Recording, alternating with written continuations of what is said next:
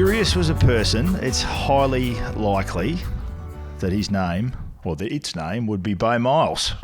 Beau is a YouTuber, he's a dad, he's a self-described oddball who says he needs to shower more. I'm not so sure about that. He's also a guy from country Victoria who, after years adventuring the globe, has developed a new kind of lifestyle as the backyard adventurer in his quest for experimentation and the human condition. Now, Beau, first question for you. How did you get here today? Did you paddle a kayak up the river or ride a tandem bicycle or take a more conventional mode of... Yeah, I was totally beige getting here. Sorry, fellas. I was jumped in a car, my mum's car, because she's home. She was at home. What's your mum's name? Let's give her a shout out. The kids, Cherry. Good on you, Cherry. She's home with the kids. And then a train. And then just a boring and then did a couple of walks around the block whilst drinking caffeine before meeting you fellas. So, and I love seeing the dawn in. I bloody love it. Now, it can be is exotic or not, but no, this morning was just very boring. Well, what is it about the dawn? What do you love so much about seeing that in?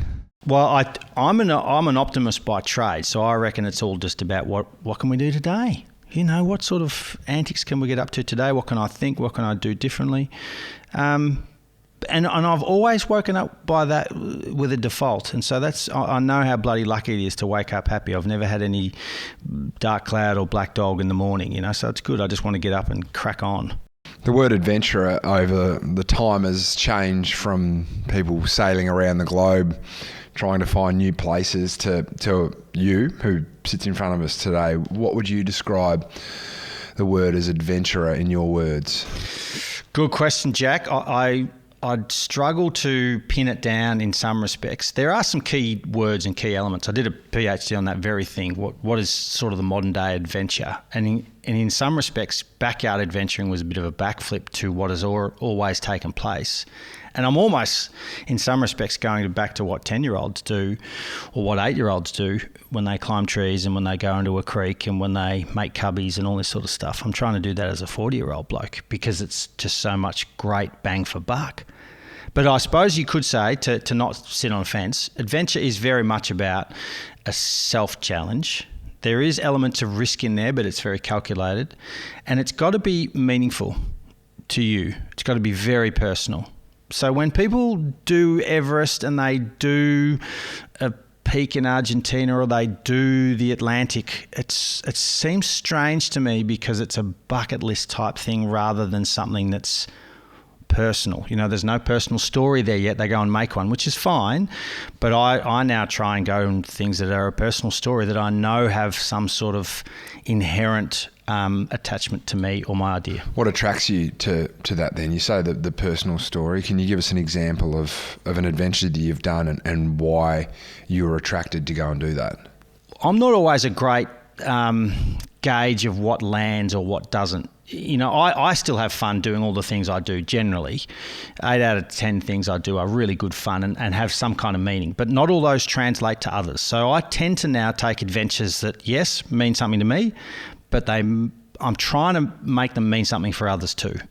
And not in a kind of sucking eggs kind of way that's obvious, as in, because people have great bullshit radars, right? So I'm trying to now just create stories that I give a damn for that others might as well. And a great example is running a train line that almost runs through the back of my dad's property that I grew up on in farmland Victoria, all the way to where it finished. And I knew this line kind of existed my whole life, but I never knew it like I did when I ran it. And I might be the first person that's ever run it. It closed down in 1958.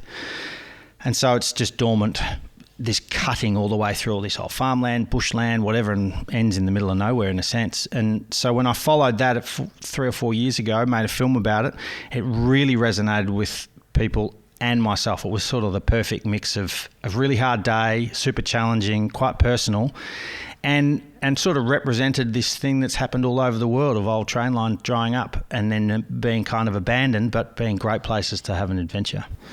Two of my podcasts is on YouTube. We get a few hundred views, a few thousand views sometimes if we're lucky. This is going to go nuts. Yeah, you got to put my name in it, and then you'll get at least 10,000. 10,000 maybe. But I hope so. You get literally millions of views of your videos on YouTube. When you're having to capture the adventure in a visual form, does it make the adventure more enjoyable or less enjoyable, more challenging? How does that all come to be? I get that question in various forms everywhere I go. Does filming your personal adventure or whatever adventure it is you're doing ruin the experience or change it to the state where it removes you from the experience? And I always say, no, it just changes it. It's like playing an AFL game or kicking a footy with your kid. They're just very different. And yet it's still kicking a footy.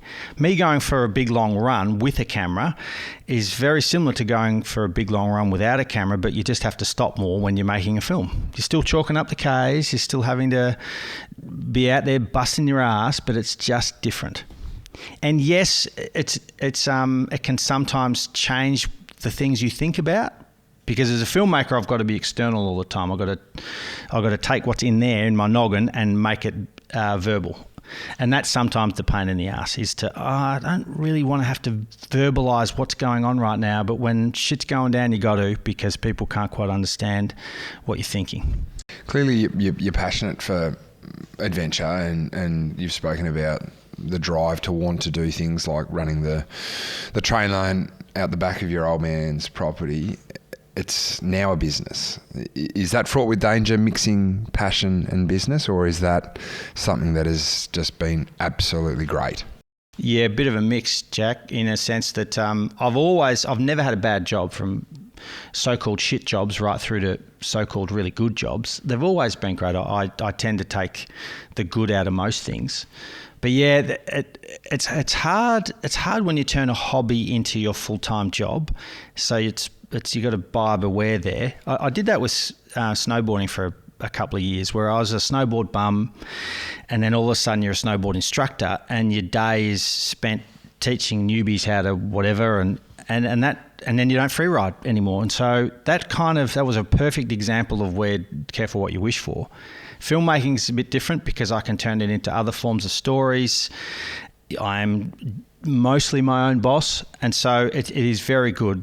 And we talked a little bit before we push record today, but the YouTube life is hard because I was a filmmaker, which is long form, where you let things drip out and you don't know the story until you get to it, and then you don't know the ending until you get to it. Whereas in YouTube, it's all front foot forward. You've got to kind of tell folks what you're doing. Your best stuff's in the first 30 seconds.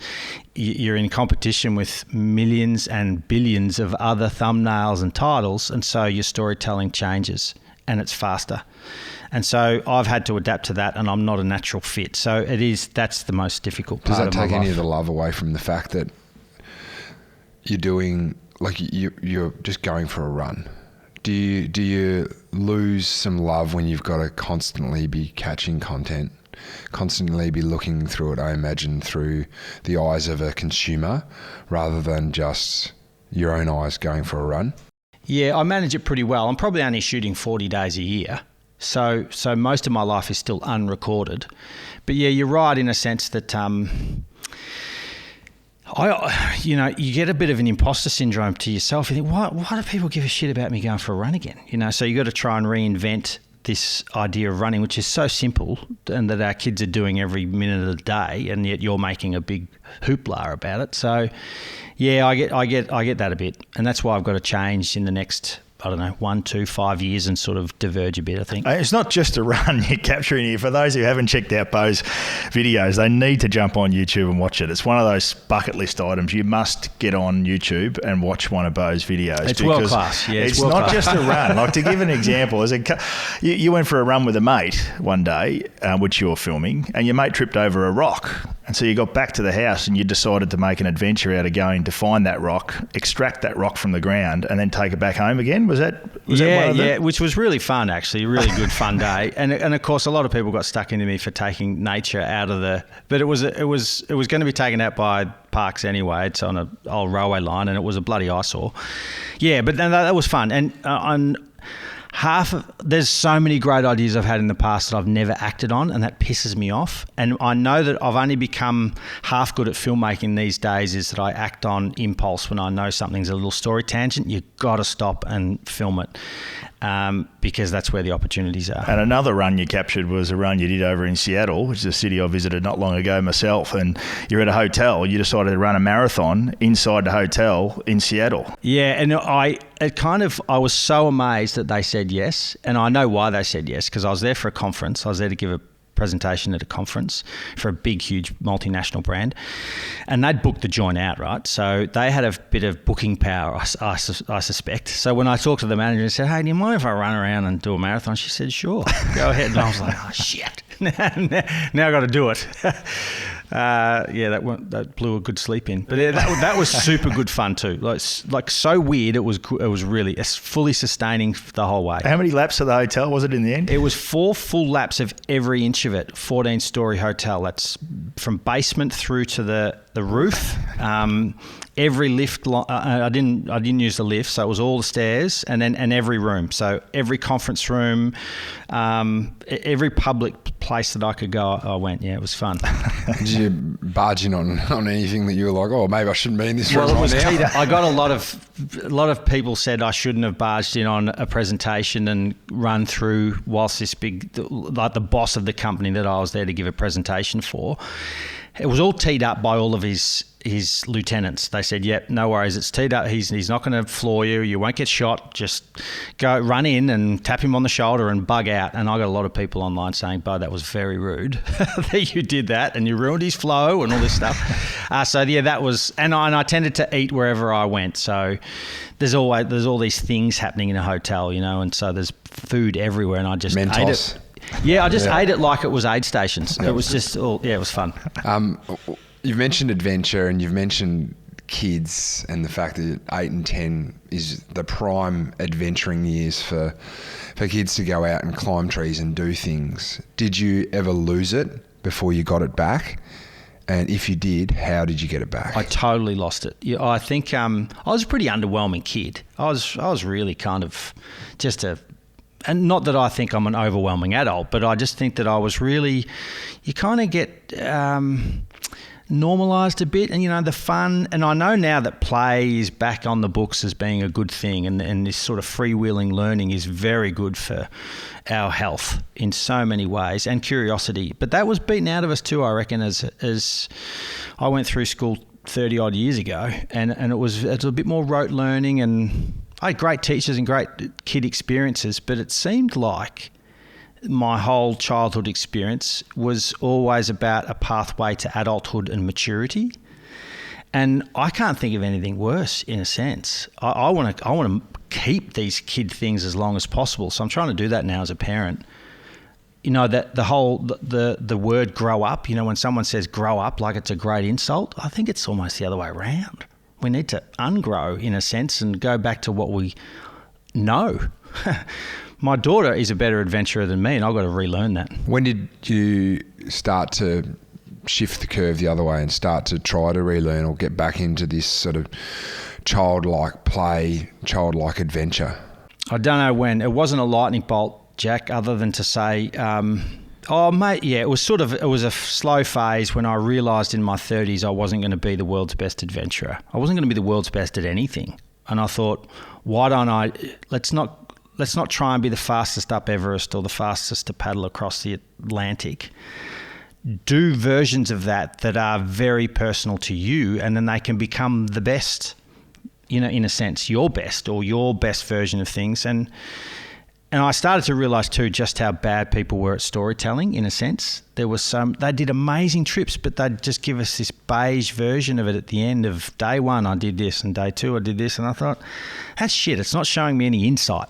Where's the insight? Where's the actual living day-to-day insight? And so I wanted to become that person, or a person that does that justice. And I think some people probably don't prioritise adventure because they think of the time investment involved and the amount of planning and preparation, and maybe even think it's a little bit selfish if they've got kids and a family and a partner that they're going to be focusing too much on themselves and not enough on the people that they're there to care for. But I love the fact that you incorporate the kids and the family into the adventures itself. And I'm thinking about your great mate Hamish Blake and the adventure you created for him so that you and your family and him and his family could partake in an adventure together.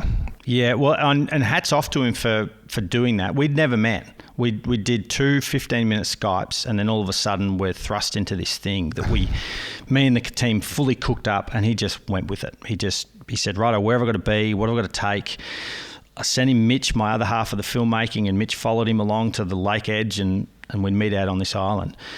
And like, that was a gamble, and it worked. And I don't think it would always work. Someone's got to be pretty open-minded to make that work, and that just did. You know, our kids had a ball. They had a ball, you know, and I instantly knew this bloke, having listened to him for 20 years. He'd watched a bunch of my films. We had kind of our 10 dates already without knowing it. But yeah, that's an open-mindedness too that is really endearing, and good on him for following that instinct, because a lot of us don't, because there's too many risks involved. What was the attraction to him? Because it's something that a lot of people... 6'3", he's very handsome. But a lot of people go through that and not going on an adventure, but maybe starting a new job. Like, what was it about his mindset when he turned up that you went, yeah, this bloke is ready to do what we're going to do? And I suppose you've mentioned the 10 dates, but just having that element of trust and belief that he's going to be okay. I suppose he said yes because he saw enough authenticity in my stories previously. So he'd watched a whole bunch of my YouTube stuff. Him and his son would sit down and watch Beau's YouTube films. So he felt like he already knew me and that he knew what he was getting into. And I think he was right. I think for the most part, I try and be Beau on my films because it's path of least resistance, to be honest. You know, you played footy in a particular style because that was the easy. You don't have to remember it; you just do it. And so I try and be Beau on screen because I don't have to think about being something that others want. And I think that people see it and they get it. I'm interested in the ingredients for a great adventure. We talk about storytelling and the tried and true framework that's used. What's the recipe? Well, yeah, the recipe in a way, the tried and true. Beans are in there somewhere. You got to lead on. You like your beans, don't you? Yeah. The tried and tested, I should say, framework for storytelling in Hollywood is the hero's journey, and that kind of forms the backbone of a lot of great blockbuster movies and documentaries and the like. If you were to boil it down to 5 or 6 key ingredients of a great adventure, what comes to mind? Well, you've led me up the garden path there beautifully. I have? Yeah, because for all the great movies, there are a lot more not great movies, right? So for the things that we know and love, if we've got a top 10 set of movies, that's probably a set of movies over 30 or 40 years for them to come to mind as really key stories that you think are fantastically well told. Shawshanky type stories that a lot of people resonate with. These are films that are so heavily scripted and so, every line, beautifully written to start with, but then got a layer of interpretation over the top that is really high touch. Lots and lots of layers. Takes 6 months, a year, 5 years, whatever it might be. And it works. But for all those ones that work, so many more don't. My shtick is that I would rather go with just a very small idea and then layer it up. Which is way more risk. Hollywood's not going to touch you if you go to them with a 100-word synopsis for a film. And they either say, well, where's the script? And say, I'll make that up as I go. They're not going to go near you. And yet that's where I think the beauty lies. Having a good enough idea that then someone with half an intellect and half a desire and half a fit body and a desire can go and then bloody make something of it. And that's exactly what I want to do.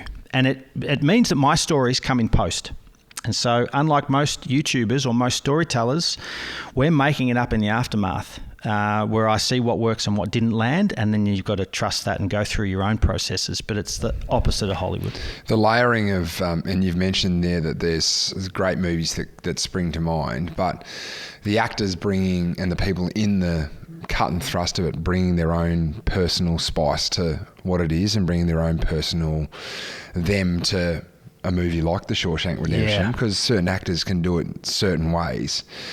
How important is that for businesses, do you reckon, for businesses to go, we've got a role that we want people to fill here, and a leader looks for someone to come into that role, but then to be open enough and trusting enough to go, you're here to do that job. We want you to do it, but we want you to make sure you do it your way to get the best out of that person. I think hugely. Essentially, when you're buying someone's voice or creative choices, it seems strange to me when you're attracted to someone as a talent to come and help your brand or to be a representative or to be an ambassador, that they get you in and then they give you this big old script to read through, or things that you would probably never say in a line yourself, you've got to almost train yourself to say this thing so it sounds half natural. I think that's an opportunity lost. Because you're essentially buying someone's worldview and personality and the goodwill that they've already put forward in the world for them to be attracted to the brand in the first place. So I think, and I don't know much about it, in a sense, because I say no to the great majority of offers that come through because I just don't see the synergy. How do you judge them then? Because I'm imagining they would be quite fruitful to come and quite financially rewarding as well for people to go, we want to partner with you. How do you know what is right for you? I don't always. In fact, and I've made a few mistakes with that, but Hamish was great actually, because he's been around the block and he's been in the public eye a lot longer than I have, and he's very good at it. And he said, him and I had lots of off-camera moments and I asked advice flat out. I said, mate, how do you choose between what you do and don't do, particularly now in this phase of life when you can bloody pick and choose what you like? And he said, look, there's two kinds of jobs out there. One, I want to do because I love it. And the other one is not going to do me any harm and it just pays really well. And he says it makes sense. And if there's some good sort of creativity with it that I can give a bit of flair to. So I try and just to go to those two things. One that's not going to do you harm and that, it's going to help your mortgage. And the other one, do it because you love it. And then if money comes of it, it's a bonus, Two MI is all about helping shine a light on people's story through two personal items. We've been enjoying the conversation that much, so we haven't asked Beau about his first item yet, but it could be a good time to reveal item number one. Well, this is I did wonder about this for about 10 minutes, but the first two things that sprung to mind in about the first 30 seconds. So I went back to them because I imagine you get a lot of people really put a lot of thought into Always this. go with your gut. Yeah. So it took me 10 minutes to go back to my gut. So my first one, and I've been told to reveal these in order. Is that right? Correct, yes. There goes a cup of tea. It was a very good cup of tea. 3 coffees and a cup of tea this morning. I've had a lot of caffeine. Righto. So you were ripped off at the local cafe too, by the sounds of it. Look at this. You got some burnt toast at the local cafe. Was that right? I this did, morning? which I thought that's pretty hip, and just dealt with it. Premium on burnt bit too. They've had to use the electricity to really cook it up. That's right. Yeah, no, it's been a great day so far. A bit of an adventure for a country kid in the city. I have in front of me my hat, and it's it's what you'd call an oilskin hat that's well and truly lost its oil.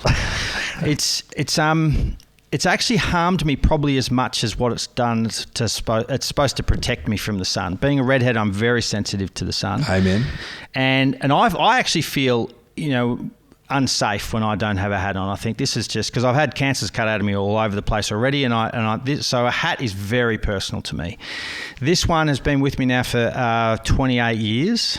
It's got a big band-aid on one side of it where there's a copper wire that runs around the actual brim, and that copper wire is constantly now puncturing me all over the place. So it's in semi-retirement because I had to have a tetanus shot recently when my hat damaged me. Hat-induced tetanus shot. That's the first time I've ever heard that. But this thing is, if I was to lose this, I would go to the ends of the earth to get it back.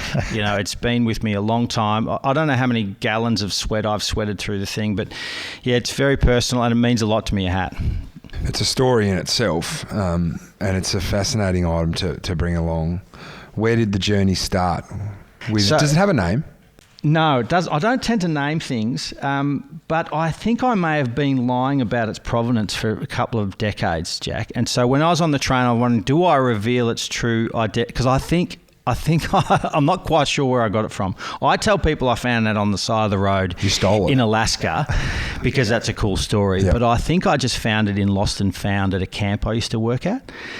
Because there was many hats around that era where I was just sort of, like nuts to a bloody squirrel. I was just always putting hats away. So I think I just got it out of Lost and Found at a camp. Take the YouTube. I suppose there's an element of mayonnaise on it for the subscriber. Yeah, that's right. You found it in a Lost and Found bin. Yeah. And you thought, that there is a hat that I'm going to have for a long period of time. It's American made. It just fit. When you... I don't know whether you'd ever try on secondhand shoes much, but I much prefer trying on secondhand shoes than new ones, because it's sort of like someone's done the hard work for you. I bunged it on and I thought, oh yes, this is it. Here's a bit of identity here, and it's been with me ever since. And you mentioned that, and I think it's worth sort of delving into that a bit deeper, because some people might think it's a bit odd to try on secondhand shoes, but you're super passionate about the environment and the fact that there's just far too much waste in modern consumer society. Too much stuff, I suppose, and I'm part of it too. I don't mind a new jumper every now and again because it makes you feel a particular way, but I do always question it whenever I'm trying something on that's new. I love the idea of it being secondhand and fixable. I love anything being fixable, and in fact, I want things in my life now that can be with me until I'm dead, and that's kind of my default now. That if it's that sort of thing that could last that long. That hat, I don't know. I know that tragically, my running hats, the UV in the fabric of them just runs out after 20 years, and then they start to burn you. So they defeat the purpose of being a hat. So I get it that you've got to. Some things do have a life, but yeah, I think we blur the boundaries between needs and wants hugely as people with $20 in our pocket or 100. When we got cash, we want more rather than need less. And so I think that's something worth looking at. What's the attraction to secondhand stuff then? Like, I understand there's an environmental aspect of it, but is it the story behind the fact that someone else has maybe walked a mile in those shoes? You have no idea what that hat did. No. Pre 28 years ago or 20 years ago when you got it. Like, it could have been to other parts of the world. Is there something intriguing about that? Clothing and stuff, no. I don't have a great desire to know where secondhand undies have been. I haven't worn secondhand undies by choice, but I have worn a lot of my friends' undies before, and that's by mistake. And then you realise, that's no good.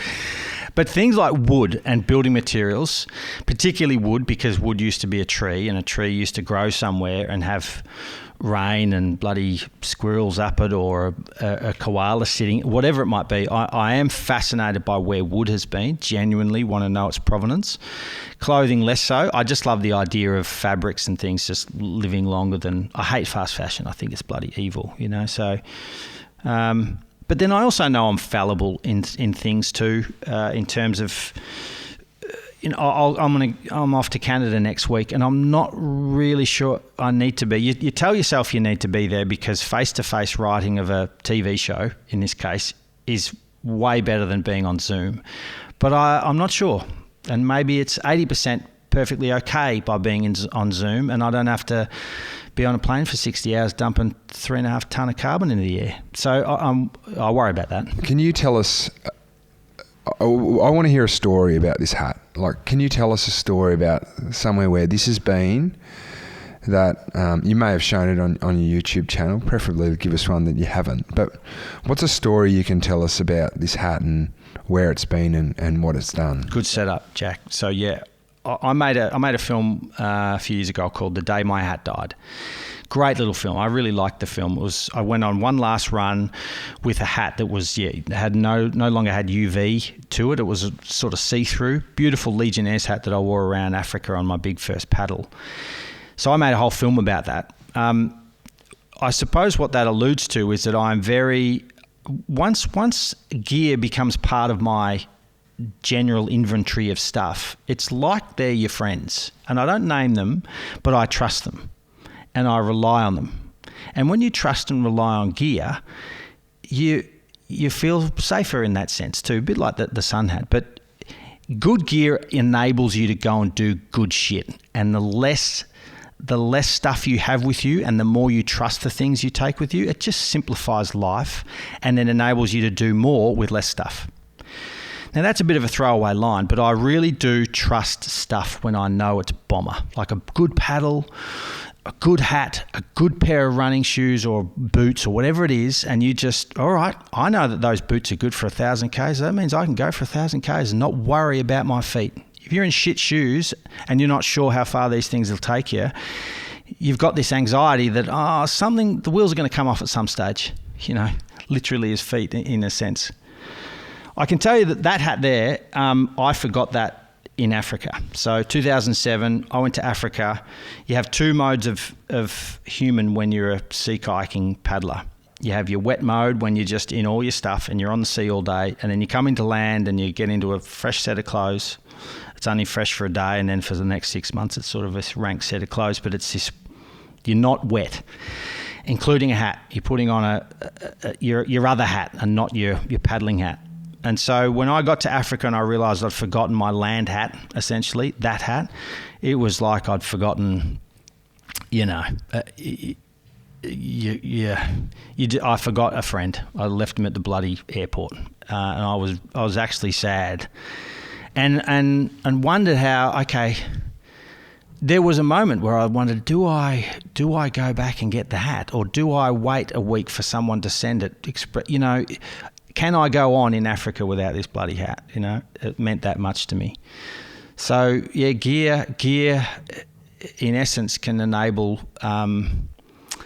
things or not, and so I suppose the hat was representative of that. And putting on gear, it's favourite gear. I used to have a red hat, a favourite hat. It was like a cap, baseball cap. I bought it in America, my first ever overseas trip, and it travelled with me for 15, 20 years on various trips around the world.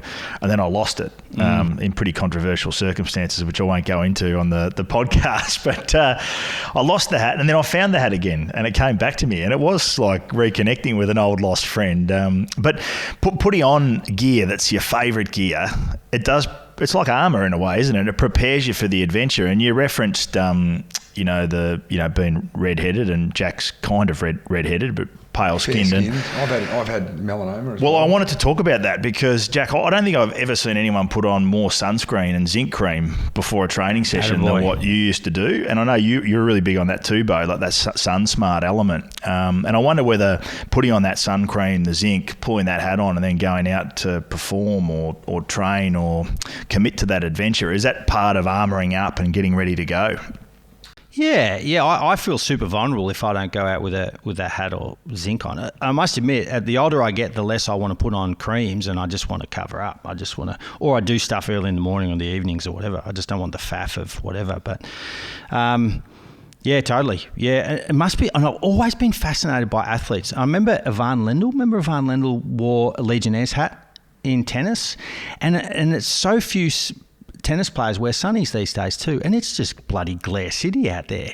And I know that if you get smacked in the face with a tennis ball and you got sunnies on, that's probably not a good thing. But I'm amazed that tennis players don't wear sunnies more as well, because it's glary. Yeah. I think what I've loved hearing from you about and it's sort of, I suppose it's the element of preparation. Maybe your preparation let you down a little bit in Africa when you left your hat at home, but this element of trust about having things around you that you can believe in. And that's the same with people. A lot of our listeners would have direct reports to them, and surrounding yourself with things or surrounding yourself with people that just have your back. And you can trust them. It's one of the greatest things you can, and greatest relationships you can have with anything really, is this element of trust and belief that when you need that thing or you need that person, they're going to be there. And it's something that I think a lot of people waver on when the shit does hit the fan. So when you get to Africa and you're like, oh my God, I haven't got what I need. It's that element of, well, do I wait or do I push on? Yeah, so like that was a great insight. I really appreciate that you sharing that as well. Funnily enough, I lost a hat in Africa as well. I had a Mighty Ducks hat when I was growing up. I went to Zimbabwe with my parents on a trip around the world, and lost the Mighty Ducks hat in Zimbabwe, and it sits in the back of my mind. And I know Shane also, he didn't allude to this, but I know that Shane put an air tag in his favourite jacket. Is that right, Shane? And then it ended up on the other side of the world. Is that right? It's in Manhattan at the moment, just wandering around Park Avenue. So anyone over there listening in New York City, Shane's jacket's somewhere in Manhattan with an air tag in it. So can you please return it? Or if you are that person, that's a YouTube story. Can we get? Hey, we've just set up a doco here. Yeah. Shane's going to get his jacket back from New York City. I feel like going to get the Mighty Ducks hat back from Africa could be even more rewarding. Oh dear. The community you've built, how would you sum them up?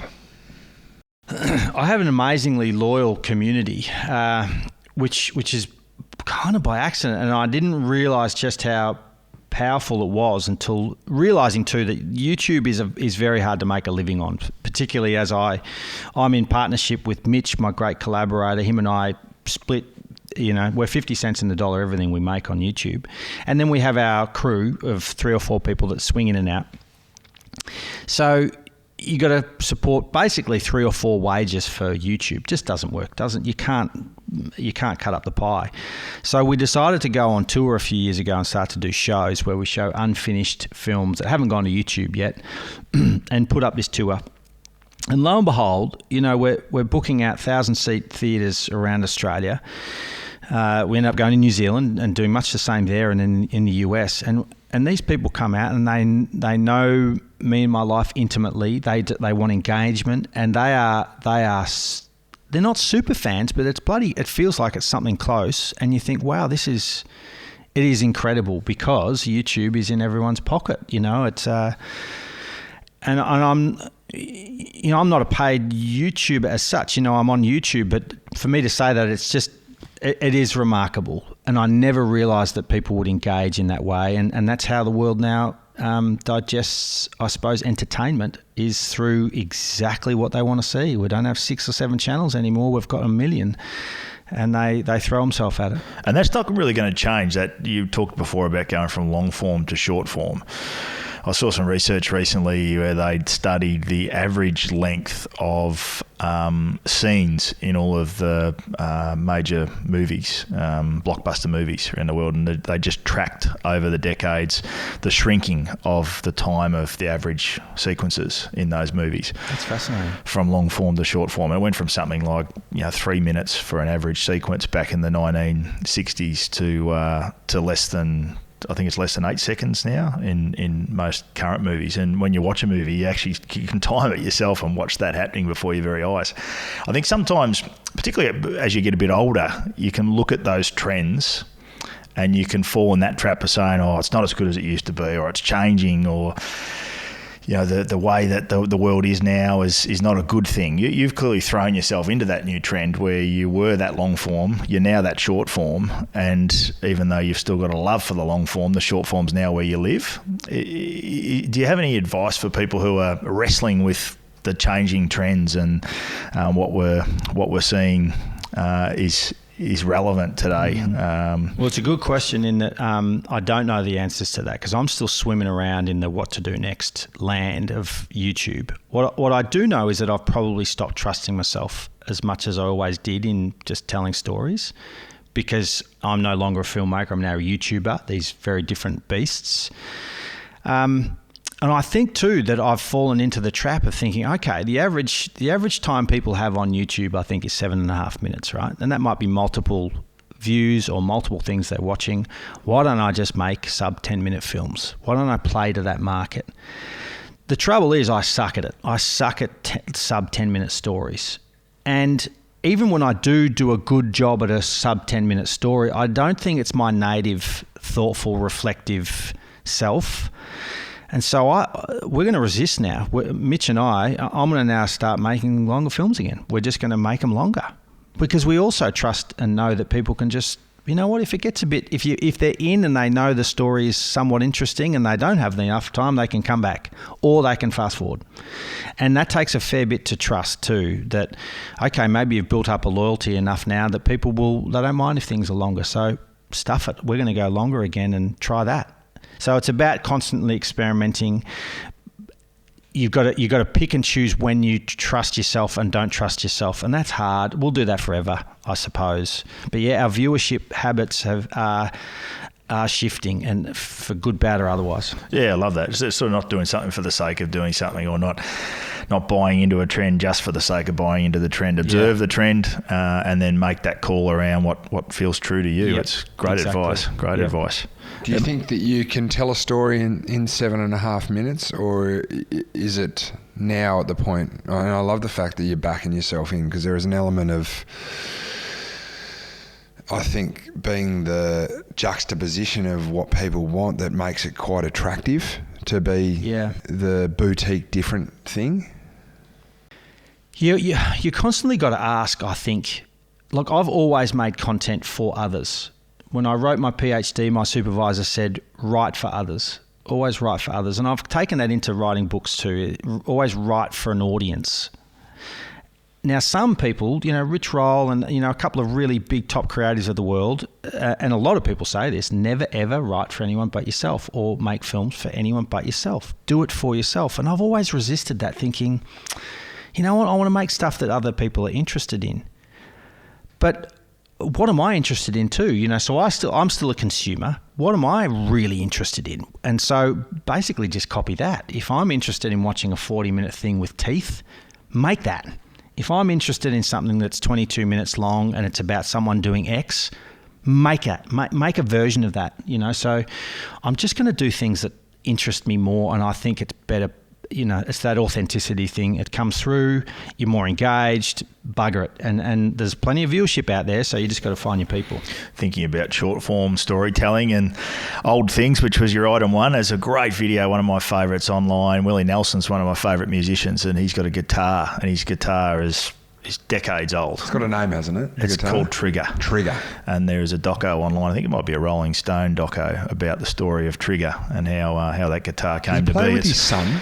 He does play with his sons. His son sounds like his dad. It's eerie. It's really cool. His guitar's held together with a few bits of masking tape, pretty much. It's a great video. But it could be a good time. Like that hat. Much like that hat. It could be a good time to get into item number 2. Righto.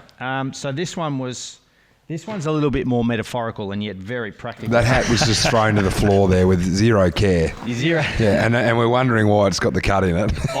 It's had a hell of a life, that hat. And so's this. So I live at the edge of the bush, about 2 hours out of Melbourne, right? So we have a bushfire plan, and so what are you going to keep? And there's nothing in my house other than maybe the laptop, which houses a book, right? All of it, my footage, my films, is backed up. There's nothing in my house I would keep. Nothing but this book, which is my rain gauge book, which just simply records how much rain falls on the little farm. And the reason that book means so much to me is, one, I've lost one before, 10 years worth of rainfall data. How? Don't know. I lost it in a move, but I'm not sure where. It was lost in the move. Yep. But what that rain book does, so what Shane's holding right now is I think it goes through to 2050. It's 2020 to 2050, a 30-year rain gauge book. And that, for someone who lives on acreage and that grows hay and has cattle and has a veggie garden and mows the lawn and cleans gutters and gives a shit when flowers grow or don't, or how fat your peaches are. It just dictates so much of my day-to-day, whether it has rained or not, and how healthy things are around me, and whether the creek is flowing, and whether I can go for a paddle there, or whatever it might be. What falls from the sky where I live is huge. And so, this book is sort of... What it means too is that I can become this seasonal creature which genuinely knows what are norms, habits, etc., etc., and I think it's cool. And it is cool, very cool. And in the country, so much of life revolves around whether it rains or not, doesn't it? It's usually the indication of thriving. think about even something like the old rain gauge. I bought Dad a new rain gauge recently, one of those fancier ones, and the old plastic one that sits on the shed, and it's got an electronic reader that goes alongside of it, and he loves it because he'll jump on after there's a rain and he'll measure exactly how much there's been. But it's such a common talking point for people in the country as well too, isn't it? What about that rain yesterday? Oh, how much did we have? Yeah, 20 mil. Oh, we had 13 mil over our way. Oh, That's right. We had 15 mil over our way, and then all of a sudden you got people having a half an hour conversation about rain. Absolutely. Yeah, it runs everything, and we've kind of lost our relationship to water. Often we do. I mean, I lived in Melbourne on and off for years, and I didn't care as much about the rain because we're not catching our own water anymore. We're just turning on a tap, and I'm not worried about the hay or the harvest. And so you just, and we drink water out of a plastic container rather than a tank or a creek, and we've lost our relationship to the very thing that makes us viable as humans. We are water. So I really dig it, and I understand just how big of a relationship it is to be a human with it. Now, the crew are looking at me because I've been smiling and laughing at a few things as I flick through this, and I think you know what I'm looking at. Your second child, Charlie, yes, doesn't think this is a rain gauge record book. She thinks this is an arts and crafts book. Yes. And along with I assume milliliters, is that what the measurements are in? There's a few scribbles in here, Shane. And the first one comes in 2023, and that is Charlie in November has decided to draw all over the rain gauge and the rainfall. Then there's an asterisk, and it says Charlie's art at 18 months, and that is in 2024. And we are just at the start of 2025. And the art has grown, and there is a great squiggle on here as well. And I can understand why you wouldn't want to lose that, because this is not just a rain gauge. It's a height chart. It's a bit of art. It's everything. It's pretty cool. It is cool. Yeah. How did it get into her hands? Oh, I mean, she's just, and we've got two children, and we only had a second child because our first one is kind of perfect, So when you're listening to this in the future, May and Charlie, I'm trying to be as truthful as possible, because our first kid is just very diligent, very rational, very unkid-like in some respects. No, you fell into the trap. Yeah, we thought we thought we were great parents. we thought we knew what we were doing, and then we had Charlie, and she's just thrown the handbook out, including, drawing on the walls and bloody texturing the couch and cutting stuff. just chaos. And yet she's so lovable, but she just does. A couple of Apple stickers on the front as well. The Royal Galah. Or Gala, we would say. Is it Gala? I like Galah better. That's Galah, good. That's Royal what makes Galah. it more Australian. That sounds like a bird, doesn't it? It does. It's an impressive thing. And I think this is great. Is it something that you look forward to filling out for the next 30 years? Because that's quite a commitment to be able to do it every day. Yeah, so yeah, absolutely. And it annoys me when I can't get the days right and I have to do it in chunks. So if we go away for 10 days and we come back and there's just a chunk of water in there, it annoys me that I can't divvy that up into the days that it fell. So I like to know how many days, of rain you get a month, etc. But yeah, my wife often jokes when we pull into the driveway, she said, "Yep, off you go. I'll get the kids, you go to the rain gauge." Because I go straight there to see how much it's rained. It's fun. How does that adventure stack up amongst all the adventures, the one of having kids and being a parent?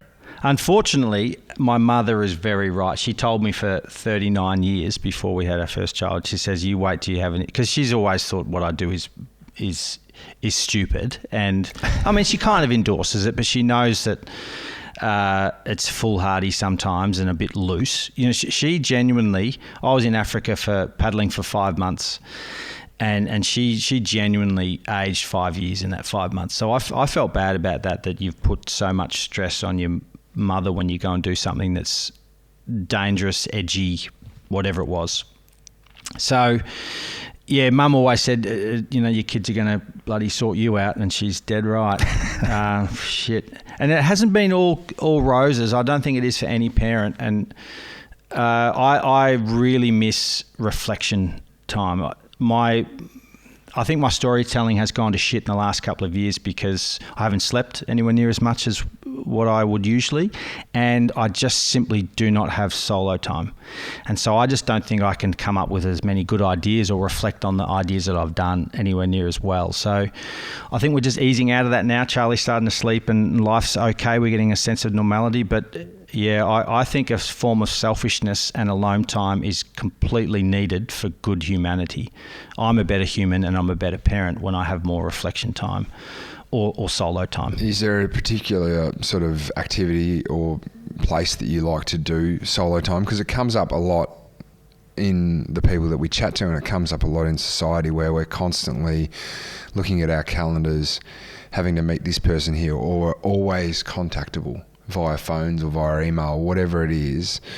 What is it that you would suggest to people, or what is it that you do that is that self-care alone time?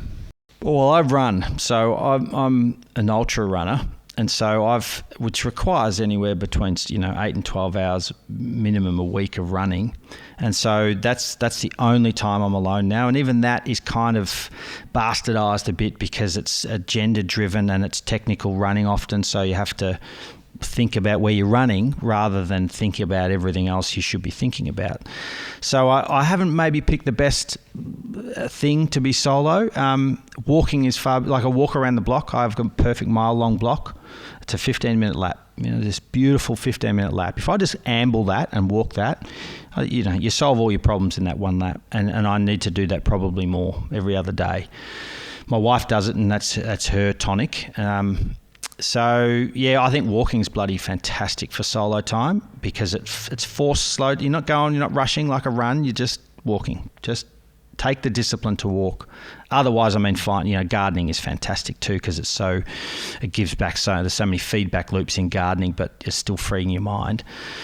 And you folks would probably know more about that than me in terms of where people get their zen. I'm just trying to find it in activity or action, and or slowing down. Just moving the body, full stop. There's something about that, I reckon. You talked before about taking water for granted, and it is the life giver, really. And I reckon sometimes we take a good walk for granted as well, too. There's nothing more powerful than being able to go for a good walk. And you look throughout history, all the great writers and poets and sculptors and artists and musicians, they've always got so much inspiration from a good long walk. I think there's a French word for it, which is reverie, and walking is one of the best ways you can put yourself in that state of reverie. So, we spoke to Benson Solo about doing the I've just forgotten the name of it, Shane. Camino de Santiago, and why people do that. Obviously, it was a pilgrimage back in the day on a more religious purposes, but just the element of going for a walk and forest bathing of another thing. It's how our minds race at 1,000,000 miles an hour for the first period, but then fundamentally you start to get into the crux of what's important through silence. It's a bit of a mind bend to realise that we're capable of so much more when we do less or think less. Because I've always been someone who prescribes to, layer up, dive into the complexity, because that's where you're going to make shit happen, and it's where you can find some deeper truths. I'm not so sure that's just the case. I think stepping back from that and simplifying is a great way to go. And that's an era of life too, where you're searching for simplicity. So you're trying to strip back, and maybe there's something to that. This is a question for both of you, and I'm going to finish off with one more after this, but why? Like, Shane, you've done some ridiculous ultra marathons off the back of zero training. You've ridden your bike to the middle of Australia, basically, in a day. But you've done some incredible things. Why? You've got a bigger beard than me, mate, so you can go first. Well, I'd probably put one back to you as why not? I just think sometimes you do that stuff to make you feel alive, to inject a bit of extraordinary into the ordinary. I think sometimes we can sort of easily slip into that rut of doing the same thing every day, all day, every day. And that can become quite monotonous and boring. I think sometimes it's good to inject a little bit of colour in there just to jolt yourself out of that rut and remind yourself that we live a wonderful life in an amazing country. We've got incredible people around us, and sometimes it's a great way to just remind yourself what you're capable of. Yeah, that would be the way I'd probably answer it. Yeah, I'm not sure. I think it's really complex why people do anything. I would say, though, that it's very expeditionary life, adventuring, running marathons, they're actually very easy because they're one-dimensional. I mean, there's lots going on when you're doing them, but they're just one focus. You know, I ran 101 kilometres last Friday, and it was the easiest Friday I've had in 3 months. In a sense that all I'm doing that day is I have laser focused on just time, distance, my body. What I'm drinking, what I'm eating, what I'm thinking, how my feet, how's my ass, how's everything. Just, that's it. If I think of that as a comparison to a regular Friday in the office with 100 emails and all these things I've got to attend to and the complexity and the divergence of all that, I actually think some of these, I think most things that we do that are outlandish are really easy. The hard thing is making the decision to do them. And so I think that's people's challenge. Most people want to do weird shit, but they've got so much to do in their regular life, they can't depart from it for even a day or a week. It's a great segue into the last question I want to ask you, and we've been asking all of our guests on this recent season a bit of an unusual one at the end. So you are a leader in the adventure space. You're a leader on YouTube. You show people the way you tell stories, and you run your own race. What advice would you give to someone who's listening to this that is stuck in a rut and wants to go out of the ordinary things they're doing and actually go and do something extraordinary, which you've made a life and living off? My only problem with that question, Jack, is that I'm probably in a rut myself. I'm a 45-year-old bloke in a rut. So what are we going to do? Not quite sure, but yeah, that's right. So I think I said it before, I'm going back to essentially what was working for me 5 or 8 years ago and trusting myself more. So maybe that's it. It's trusting yourself. The only way you can trust yourself, Jack, though, is if you have self-worth. So I went for a run with Australia's best ultra marathoner a few weeks ago, Tommy Dade. You should get him on the show. Incredibly interesting character, incredibly introverted.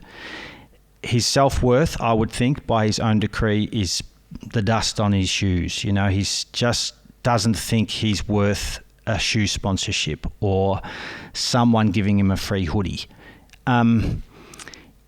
You can only dig yourself out of the shit if you've got self-worth. And I have that in spades, right? I think I've got something to give. My problem is I'm just not quite sure in what form all the time. So it's having...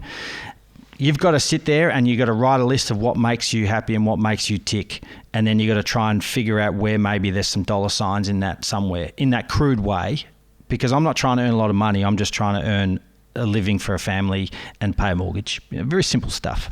So go back to basics. Trust yourself. But as long as you've got some self-worth there to start with, otherwise you're stuffed.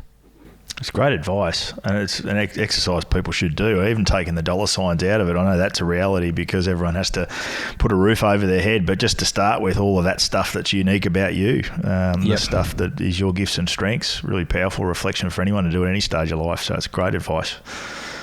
Beau, well, thank you for joining us. Thank you for bringing along your 2 items.